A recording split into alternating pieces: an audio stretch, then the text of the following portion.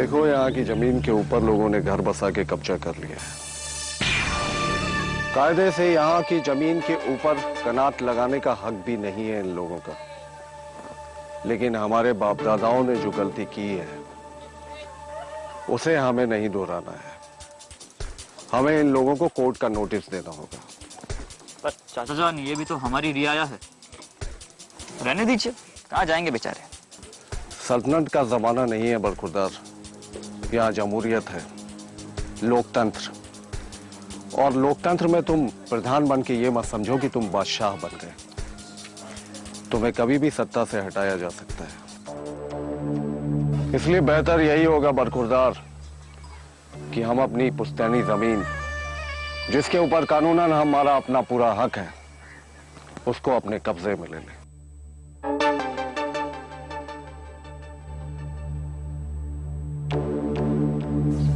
ये कैसे हो सकता है? समाज और बिरादरी क्या सोचेगी? समाज और बिरादरी उन लोगों के पीछे भागती है जिसके पास पैसा होता है। ये बिरादरी उसके पीछे दुम दबा के भागती है। ये मौका हाथ से मत जाने दो। जानते हो जमीन की कीमत क्या है? करोड़ों में कीमत है इस जमीन की। वो तो ठीक है, लेकिन पुरखों ने तो ये जमीन दान कर दी है ना। अरे उससे क्या होता है? कागज तो अभी भी हमारे नाम ही है ना।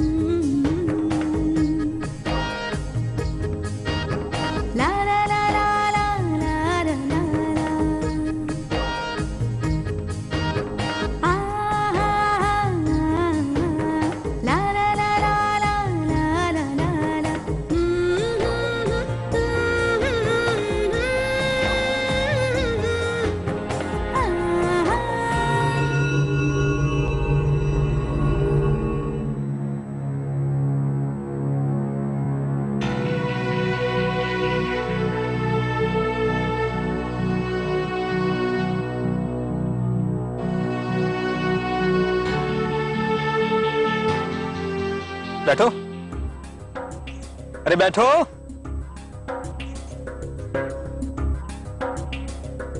तुम तो पैसे ये बोल के लेके गई थी कि आसिफ को चाहिए दुकान के लिए, और तुमने किसी और को दे दिए। कुछ नहीं होता इस समाज सेवा से, अपना खून अपना होता है। अब वो तो फंस गया ना आसिफ, दुकान कैसे खोलेगा अब? उनके दुकान से जो ज्यादा जरूरी था वो मैंने किया। खैर, तुम्हारे घर का आपस का मामला है। ऐसे पैसे ले जाने के बाद आपने तो पलट के नहीं देखा। बाकायदा आप नौकरी पे हैं। हाँ, तो फिर मैंने कब मना किया? तो फिर स्कूल क्यों नहीं आई 2 दिन से? 2 दिन से स्कूल बंद था, कल से आ जाऊंगी। तो मैडम, इधर इधर, जब स्कूल ना हो ना तो हमारे साथ काम करना होगा, हमारे साथ ब्लॉक मीटिंग पे चलना होगा। बैठो नीचे, बैठो। माफ कीजिएगा, इतना वक्त नहीं है हमारे पास। स्कूल के बाद हम वो वक्त नहीं दे पाएंगे आपको। क्यों? ऐसा क्या हो गया? हम गांव की औरतों ने एक महिला समूह बनाया है।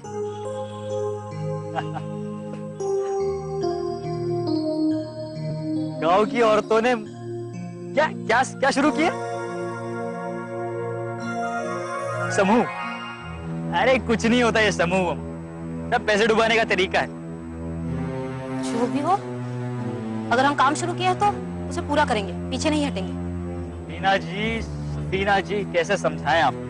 बैठिए, अरे बैठिए।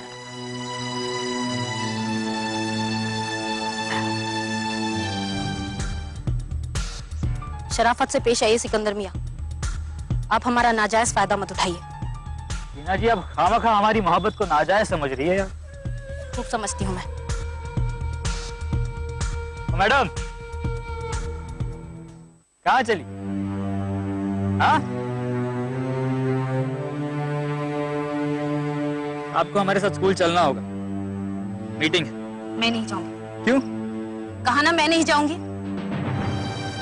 ठीक है, अच्छा लौटाओ हमारे 1.5 लाख रुपए। 1 लाख दिया था आपने, याद रखिए। 50,000 आपके भाईजान को अलग से दिए हैं। कब? छोड़िए कब क्यों कहा, क्या फर्क पड़ता है, मुझे मेरे पैसे चाहिए और अभी।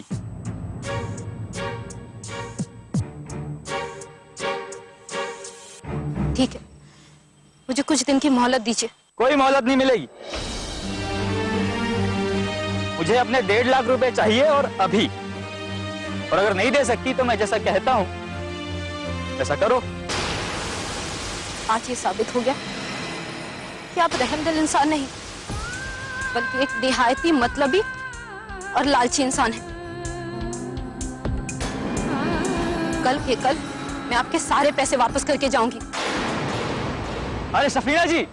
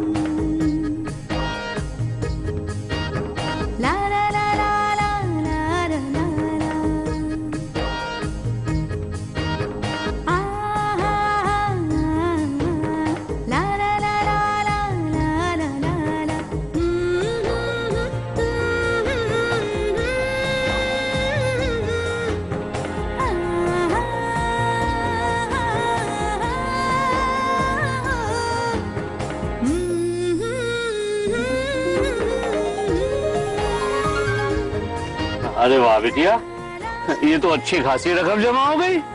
बस चाचा, सब आपके आशीर्वाद का ही फल है।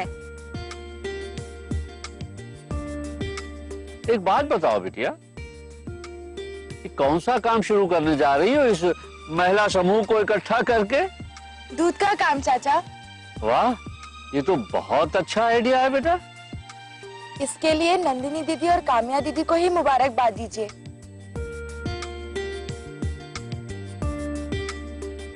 अगर इन्होंने हमारी हौसला अफजाई नहीं की होती तो ये काम हो नहीं पाता था चाचा।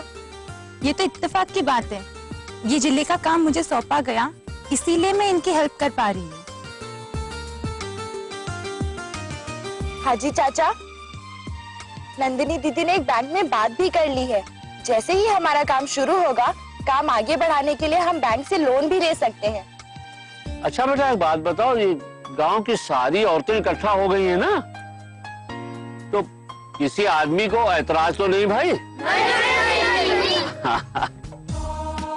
अब महिला समूह में भेजने के लिए किसी को क्या ऐतराज हो सकता है चाचा? अरे ये अपनी सफीना बिटिया कहाँ है? अरे हाँ, वो कहाँ चली गई? कहीं अकेले औरतों को समझाने तो नहीं चली गई? मैं अभी बुला के लाती हूँ दीदी उनको। आप जरा ये देखिए।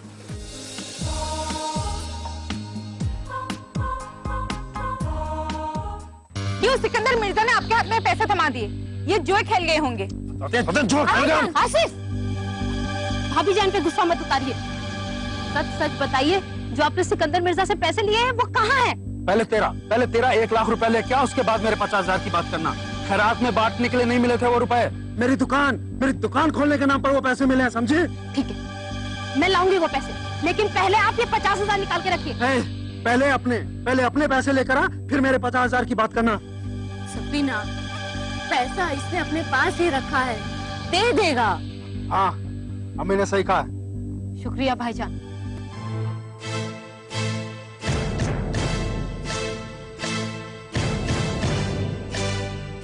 और आप सबसे एक बात हम कहना चाहते हैं कि सिकंदर मिर्जा निहायती मतलबी और मौका परस्त इंसान है। उसके पैसे से हम फलने वाले नहीं हैं। तो कल के कल उसके सारे पैसे मैं उसके मुंह पे माराऊंगी। और भाईजान, हम आपका दुकान अपने पैसे से खुलवाएंगे। जो काम हम महिला समूह में शुरू करना चाह रहे हैं, उससे जल्द ही बहुत मुनाफा होने वाला है। आप हमारे बात पे यकीन कीजिए भाईजान।